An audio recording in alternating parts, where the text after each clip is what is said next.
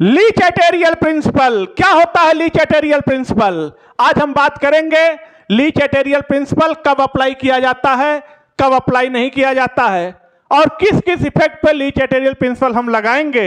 Effect of concentration of reactant and product, effect of temperature, effect of pressure, addition of inert gas, सारी चीजें बात करेंगे। और ली चैटेरियल principal को हिंदी में बोलते हैं लासातेलिए का नियम, और अगर इसका नाम चटर मटर प्रिंसिपल होता तो और मजा आता, क्योंकि काम इसका ऐसा ही है। तो आइए स्टार्ट करते हैं ली चैटेरियल प्रिंसिपल। तो हमेशा याद रखिएगा कि ली चैटेरियल प्रिंसिपल की बात हम तभी तक करते हैं जब सिस्टम इक्विलिब्रियम में हो। अगर सिस्टम इक्विलिब्रियम में है तो ली चैटेरियल प्रिंसिपल अप्लाई करेंगे, अगर सिस्टम इक्विलिब्रियम में नहीं है तो फिर हम ली चैटेरियल का अप्लाई नहीं कर पाएंगे, क्योंकि ये केमिकल इक्विलिब्रियम पे भी लगेगा, फिजिकल इक्विलिब्रियम पे भी लगेगा, लेकिन शर्त है कि system must be in equilibrium, system equilibrium में होना चाहिए। तो ये स्टार्ट करते हैं ली चैटेरियल प्रिंसिपल।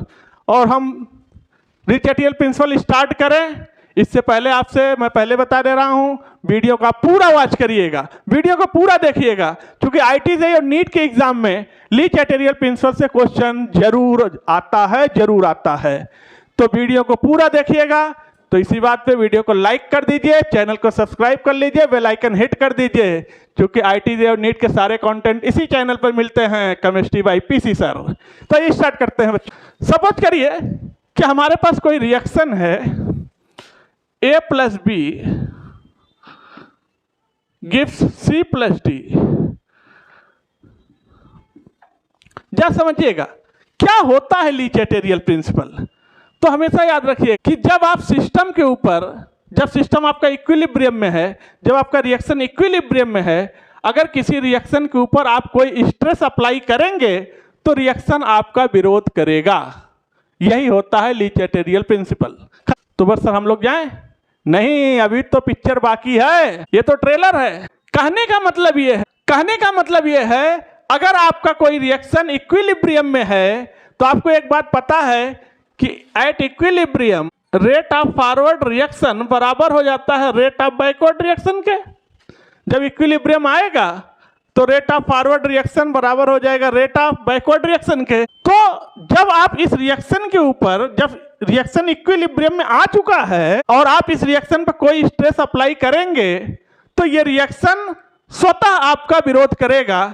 और विरोध करने के लिए इसके पास दो रास्ते हैं, या तो फॉरवर्ड जाके विरोध करेगा या बैकवर्ड जाके विरोध करेगा, क्योंकि रिएक्शन या तो फॉरवर्ड जा सकती है या तो रिएक्शन बैकवर्ड जा सकती है।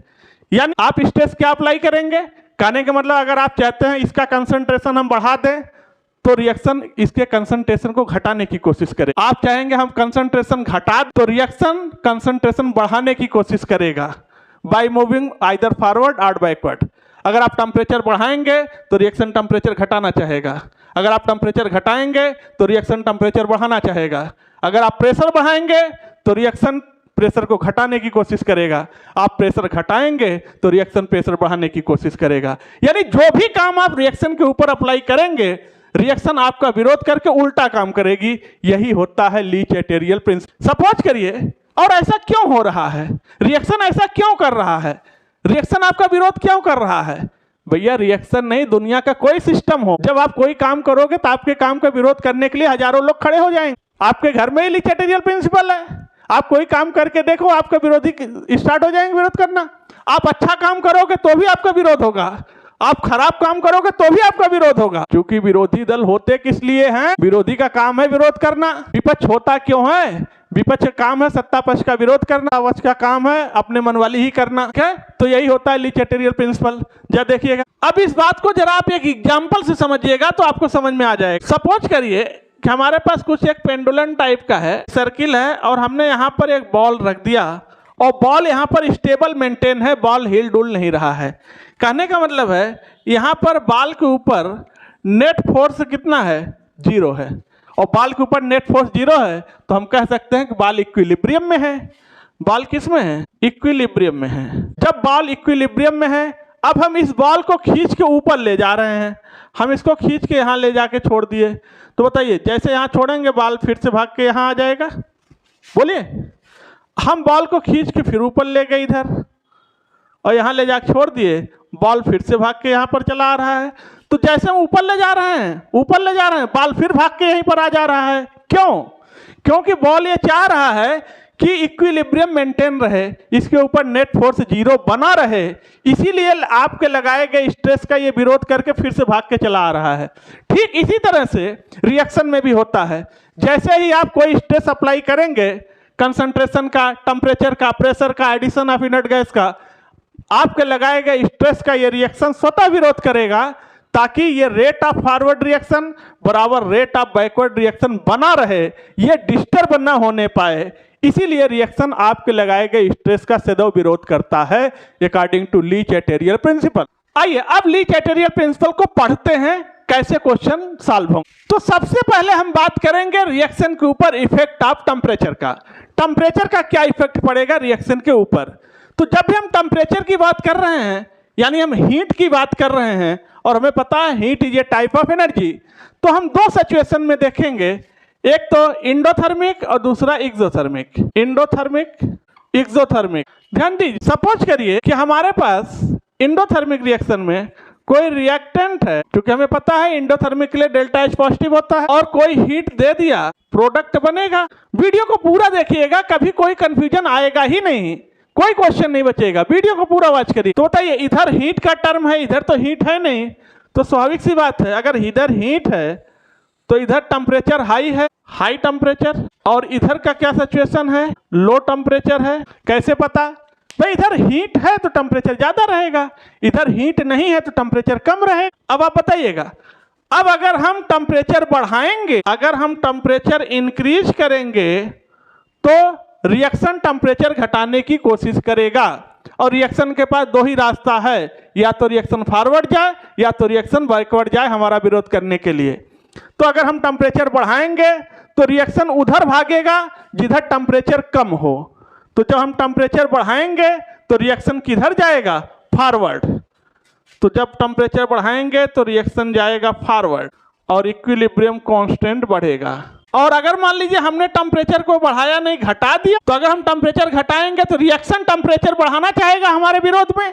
तो अगर टेम्परेचर बढ़ाना चाहेगा तो फिर रिएक्शन किधर भागेगा, बैकवर्ड। टेम्परेचर हाई इधर मिलेगा, तो अब रिएक्शन किधर चली जा रही है, बैकवर्ड, और इक्विलिब्रियम कांस्टेंट क्या होगा, घटेगा। देखिएगा, यह सिचुएशन है इंडोथर्मिक के केस में। आइए अब यही टेम्परेचर का इफेक्ट एक्सोथर्मिक के केस में देखना चाहते हैं, क्योंकि एक्सोथर्मिक में डेल्टा H की वैल्यू नेगेटिव होती है, एनर्जी रिलीज होती है। सपोज करिए कि हमारे पास कोई रिएक्टेंट है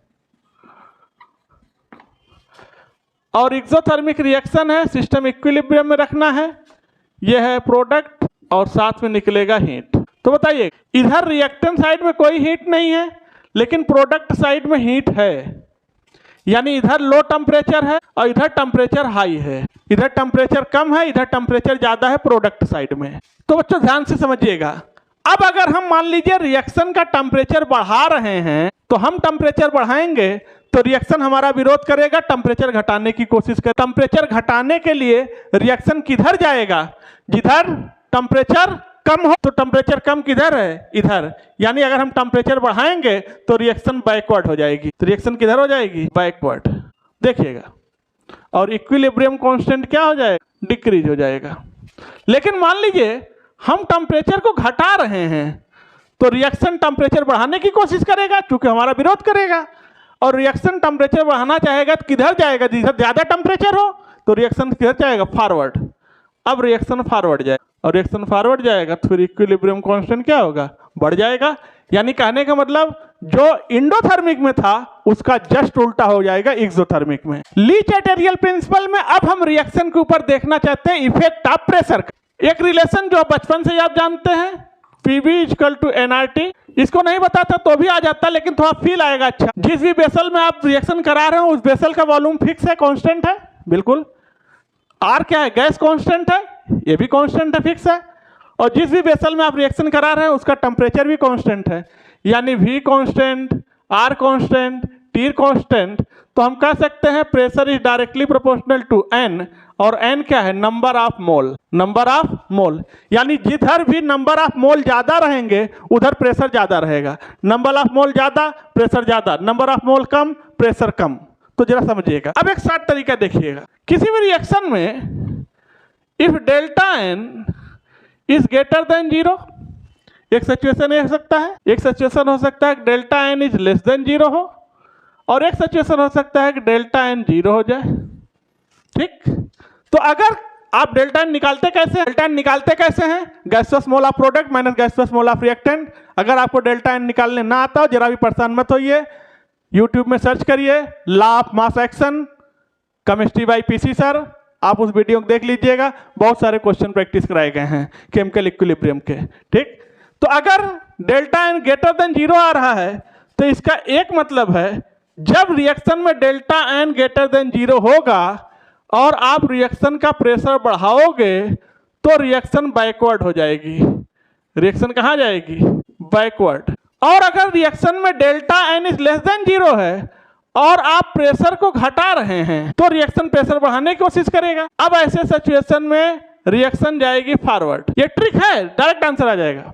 अगर डेल्टा एन 0 है तो नो इफेक्ट ऑफ, अगर डेल्टा एन निकालने पर 0 आ रहा है फिर रिएक्शन के ऊपर प्रेशर का कोई प्रभाव नहीं पड़ेगा, चाहे आप प्रेशर जितना बढ़ा लो चाहे प्रेशर जितना घटा दो। आइए कोई रिएक्शन लेके करते हैं, अप्लाई करते हैं। सपोज करिए हमारे पास कोई रिएक्शन है PCl5 gives PCl3 plus Cl2, तो यहां से डेल्टा एन निकाल लीजिए।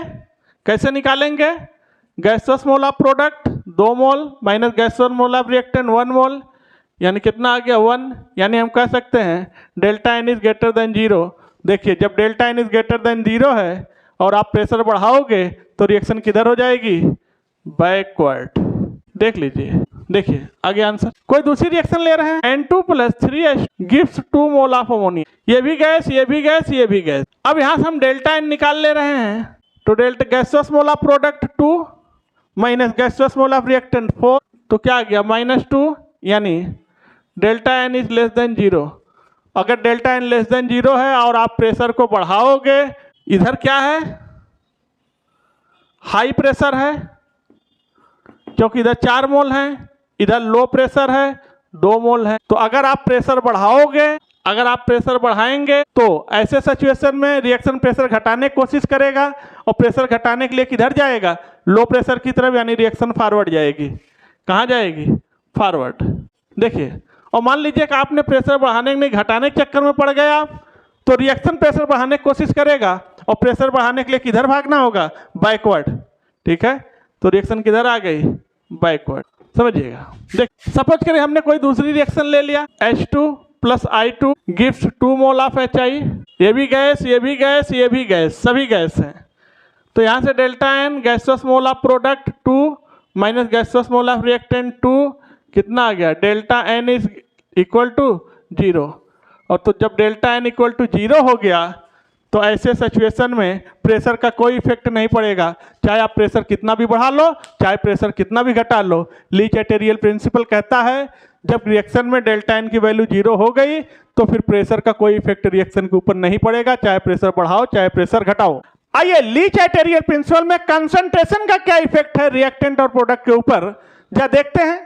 सपोज करिए हमारे पास रिएक्टेंट है, रिएक्शन फॉरवर्ड जाएगी और प्रोडक्ट बनेगा ज्यादा से ज्यादा, और अगर रिएक्टेंट का कंसंट्रेशन आप घटाएंगे तो रिएक्शन बैकवर्ड जाएगी, यानी प्रोडक्ट टूटने लगेगा रिएक्टेंट में। इस चीज को जरा अप्लाई करके देखते हैं। सपोज करिए कि जरा अप्लाई करके देखते हैं किसी रिएक्शन के ऊपर, for best condition of ammonia, ammonia formation. हमारे पास रिएक्शन है N2 plus 3H2 gives 2 mole of ammonia, ये भी गैस है, कितनी बार लिख चुका हूं, बार बार नहीं बता रहा। कौन कौन सी बेस्ट कंडीशन हो सकती है, ज्यादा से ज्यादा अमोनिया हमें बनाना है, तो हम क्या क्या अप्लाई करें ली चैटेरियल प्रिंसिपल के थ्रू। अब हमें एक बात ये पता है कि जो रिएक्शन है इसके लिए डेल्टा एच की वैल्यू निगेटिव है, यानी रिएक्शन एक्सोथर्मिक है, और अगर रिएक्शन एक्सोथर्मिक है और आप टेम्परेचर बढ़ाओगे तो रिएक्शन बैकवर्ड हो जाएगी,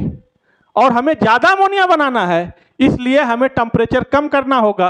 टेम्परेचर कम करेंगे तो रिएक्शन फॉरवर्ड जाएगी, यानी लो टेम्परेचर। कम टेम्परेचर करेंगे रिएक्शन फॉरवर्ड जाएगी तो अमोनिया ज़्यादा बनेगा, अमोनिया फॉर्मेशन करना है। प्रेशर क्या करें, प्रेशर बढ़ाएं कि घटाएं।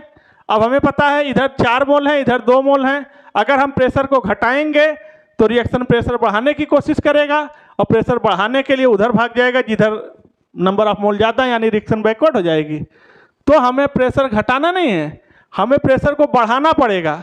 अगर हम प्रेशर बढ़ाएंगे तो रिएक्शन प्रेशर घटाने की कोशिश करेगा और प्रेशर घटाने के लिए फॉरवर्ड जाना पड़ेगा। तो हम रिएक्शन में प्रेशर का क्या करेंगे, हाई प्रेशर करेंगे। प्रेशर क्या होगा, high. Concentration, more concentration of N2 plus H2। ज़्यादा से ज़्यादा हम रिएक्शन में N2 और नाइट्रोजन हाइड्रोजन का कंसंट्रेशन जितना ज़्यादा बढ़ाते जाएंगे उतने जल्दी जल्दी ये फटाफट अमोनिया में टूटता चला जाएगा। यानी अगर इसका कंसंट्रेशन बढ़ाएंगे तो रिएक्शन फॉरवर्ड जाएगी और रिएक्शन फॉरवर्ड जाएगी तो प्रोडक्ट ज़्यादा बनेगा, अमोनिया ज़्यादा बनेगा। ली चैटेरियर प्रिंसिपल में अगर रिएक्शन इक्विलिब्रियम में है और इक्विलिब्रियम पे आप कोई इनर्ट गैस मिला रहे हैं, कोई भी इनर्ट गैस आप ले सकते हैं, हीलियम, नियान, आर्गन, क्रिप्टॉन, ज़ीनॉन, बहुत सारे इनर्ट गैस हैं। अगर कोई इनर्ट गैस आप मिला रहे हैं तो उसका क्या इफेक्ट पड़ेगा, ये चीज़ देखना है।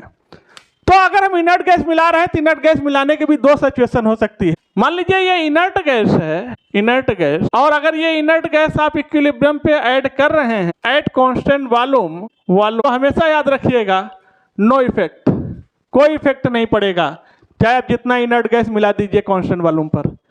लेकिन अगर यही इनर्ट गैस आप मिला रहे हैं एट कांस्टेंट प्रेशर तो इक्विलिब्रियम प्रभावित होगा। और फिर हम निकालेंगे कि हमें कैसे पता चलेगा कि रिएक्शन फॉरवर्ड जाएगी, बैकवर्ड जाएगी, किधर जाएगी। इसके लिए फिर हम निकालेंगे डेल्टा एन। अगर delta n is greater than 0 है तो रिएक्शन फॉरवर्ड जाएगी, हमेशा याद रखिए फॉरवर्ड रिएक्शन हो जाएगी। मान लीजिए डेल्टा एन लेस देन 0 आया तो रिएक्शन बैकवर्ड हो जाएगी, बैकवर्ड। और मान लीजिए हो सकता है कि डेल्टा एन 0 ही आ जाए तो रिएक्शन इक्विलिब्रियम में रहेगी।